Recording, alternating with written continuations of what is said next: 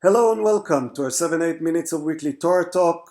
Our guest today is Rabbi Gerald Skolnik of the Forest Hill Jewish Center in Forest Hills, New York. Hello, Rabbi. Thank you for being with us. Hello, Shmuel. It's good to be there. Our Parsha is Tisa, and it is a dramatic Parsha. This Parsha begins when the people of Israel are told to contribute half a shekel of silver to the sanctuary. But then, when Moses does not return when expected from Mount Sinai, the people make a golden calf and worship it. God proposes to destroy the nation, but Moses intercedes on their behalf. He descends from the mountain carrying the tablets engraved with the Ten Commandments. Seeing the people dancing with the calf, he breaks the tablets. God forgives, but says that the effect of the sin will be felt for many generations. Moses prepares a new set of tablets and once more ascends the mountain. So radiant is Moses' face upon his return that he must cover it with a veil.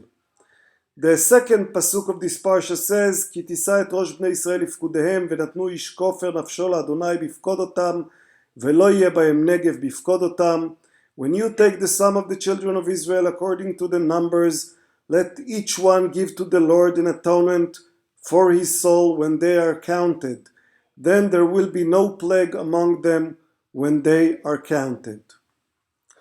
So, Rabbi, we have a dialogue between Moses and God that resembles other dialogues in the Torah, most notably the one between Abraham and God before Sodom is destroyed, right? Right. Except that it's actually more a trialogue or a quadrilogue, because at the same time that Moshe is going mano a mano with God, trying to save the Jewish people, he's also dealing with Aaron, in whom he's very disappointed, and Bnei Israel, with whom he's furious.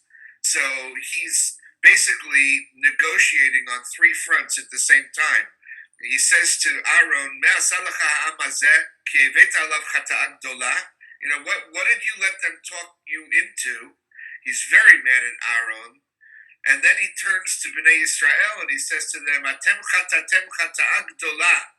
You've committed a grievous sin. Now let me go to God and see if I can achieve forgiveness. And then he goes to God and he says, forgive them. V'im lav mechinina misifrecha asher katavta. Wipe me out of your book. Right. So, right, but we don't see Moses getting any concessions from Aaron and the people before going to God, or you think the Torah is missing something here and there is a void to be filled by our imagination? There's always something missing, and our imagination is boundless. I mean, the Midrash has such a field day with this parasha, not only in this episode, but even more so after the sin of the golden calf, where the Midrash really goes off on Moshe wanting to know more about God's essence. But, I don't think he gets any real concessions from Bnei Israel, nor do I think he's particularly working for them. I think he's just making it clear that if he's going to ask for their forgiveness, they're not out of his doghouse yet. He's plenty mad at them. He's plenty disappointed. But the most important thing, where he really has to do his greatest work, is with God. Because ultimately, if he can't appease God, they're gone. So... Right, and what would you say is the most compelling argument he's making on behalf of the people? Because the arguments he's making are quite strange as well. Well, he uses a public relations argument, which I've always enjoyed. He says, what are you going to take him out and kill him off in the desert so that they'll say, well, he was strong enough to get them out of Egypt, but he couldn't sustain them in the desert? He's trying to say to God, you're going to look bad, among all the other gods. So it's not the strongest one. I think probably his strongest argument, since God loves Moshe very much, and we see this throughout the Torah, even at the end of his life, B'chol beiti ne'emanhu. Moshe is the most trusted and the most humble and the most respected by God, and he knows God more intimately than anyone else.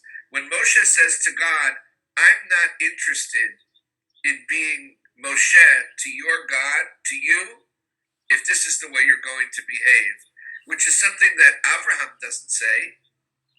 When God says to him, sacrifice your only son, Right. Elie Wiesel would say to you that Abraham failed that test.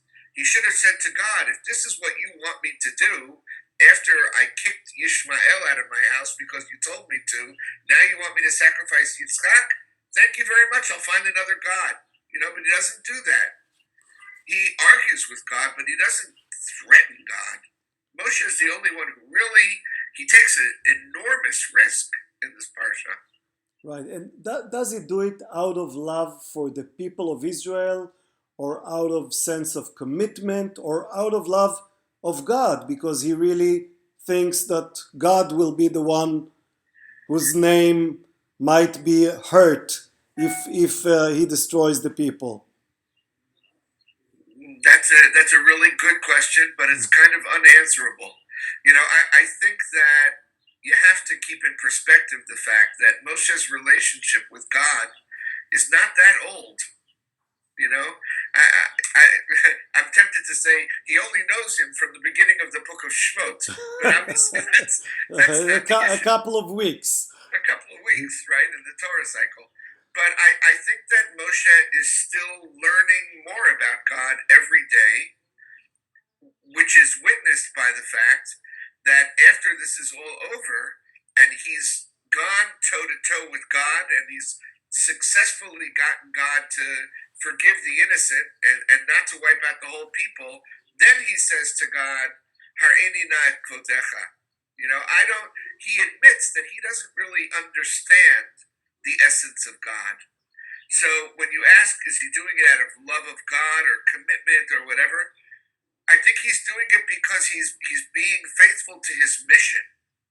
Why did I schlep to Egypt against my better judgment and follow your will to go up against the most powerful ruler in the ancient world and do your will and cause tremendous damage to Egypt and to Egyptians, only to come out in the desert and have you, back out of this brit, really. And I think he's doing it because at the end of the day, he's a very faithful servant of God. Maybe there is also a measure of guilt here, because he sees the worshipping of the golden calf as his failure as a leader to educate the people before he ascends the mountain. Again, I had a professor More when I was theories, studying yeah. who was fond of saying, were you there? I wasn't there, and I can't know. But there's another issue, which is that the sequencing is all screwed up, basically, in the book. Because a couple of weeks ago, right, to go back to that frame of reference, Right. when we read Yitro, we read the first account of Matan Torah, and Moshe goes up, he gets the luchot, he comes down, and he begins to describe to Bnei Israel in the next parasha, in Mishpatim, what was contained in the revelation that he got, and there's no reference at all to the Chet HaEgel, to the sin of the golden calf. Now, all of a sudden, after Truma and Tetzaveh, he comes back, the narrative comes back to this story. So it's kind of very much out of sequence. And, the traditional explanation of the rabbis in the Midrash is Ein Mukdam U'Muchar B'Torah. Right. It says you can't get hung up on conventional chronology.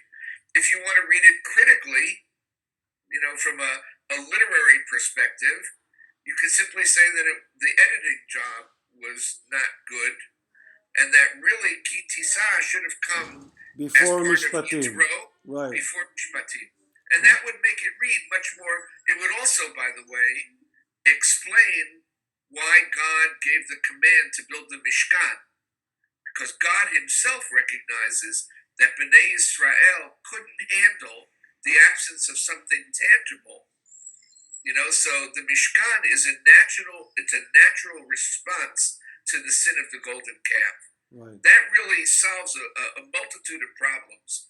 But, for the traditionalists among us, it creates other problems, which says that the Torah is less than perfect. So, zelo yitachen. Right. Rabbi, we can't solve everything in one conversation. Thank you so much and Shabbat Shalom. Shabbat Shalom. It's a pleasure.